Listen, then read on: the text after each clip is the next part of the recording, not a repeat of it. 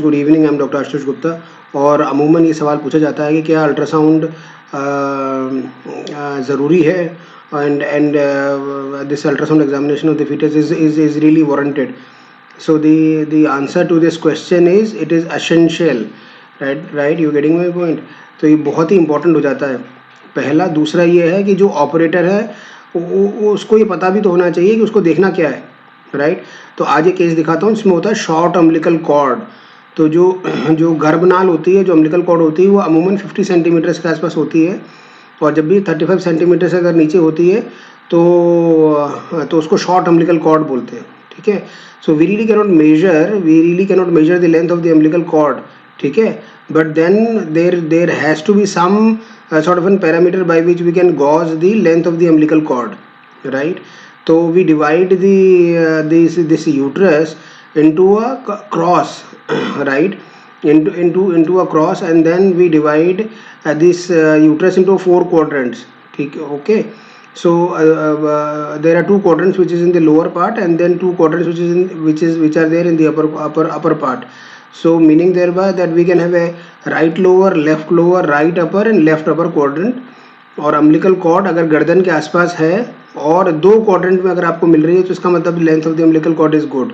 तो ये जो केस है शॉर्ट अम्बिलिकल कॉर्ड का, वो मैं दिखा देता हूँ, देन वील डिस्कस।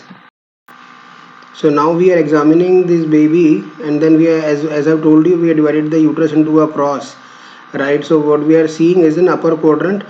तो right upper quadrant, left upper quadrant, फिर अभी हेड के पास अपन नीचे आ गए हैं, the head is down, so it is a cephalic. तो ये left lower quadrant, right lower quadrant, ठीक है। So in all the 4 quadrants we are not seeing the umbilical cord. So ऐसा तो हो नहीं सकता है कि अम्बिलिकल कॉर्ड नहीं हो, तो वो प्लेसेंटा से अटैच हो रही है और सिर्फ नाभि तक ही जा रही है। इसको दोबारा से रीअसेस करने की कोशिश करते हैं, तो हमें देखते हैं कि जो चारों ही क्वाड्रेंट्स हैं, जैसे we are reassessing the sort of an subjective length of the umbilical cord again.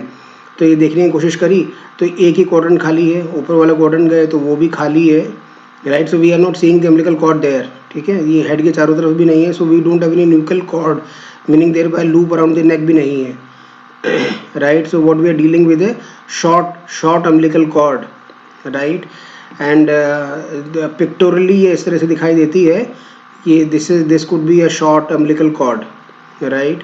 And इसकी लेंथ यूजुअली 50 सेंटीमीटर्स के आसपास होती है। अगर we are diagnosing that probably it could be a suspected case में शॉर्ट अम्बिलिकल कॉर्ड, तो pregnancy के दौरान, डिलीवरी के दौरान और डिलीवरी होने के बाद में, so we can have complications in all 3 stages.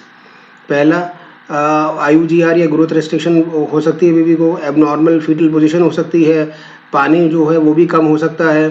दूसरा, we need to be very cautious if that lady or if the treating physician allows that baby to get delivered vaginally. So irregular fetal heartbeat,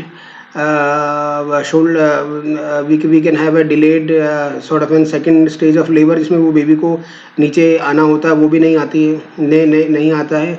और we can have a cord accidents, and we can have sudden IUFDs, we can have a placental abruption. Third, after the baby, after the baby is born, so probably we can have a placental inversion, right? Placenta can get inverted, and this becomes a medical emergency. So meaning thereby that you have to highlight this particular finding, that we are dealing with a short umbilical cord. We are suspecting that the liquor would be less and that the baby would be IUGR. So we have to be very cautious regarding the movement of the baby. We would definitely allow, then this becomes a fetal indication of outrightly doing a cesarean, right?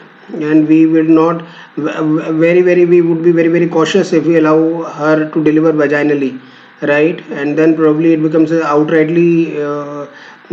indication of doing a cesarean, okay. So short cord की implications antenatally, during delivery and post, after the baby is born, in the postnatal period भी बहुत important हो जाती है, right? Thank you very much for your patient listening.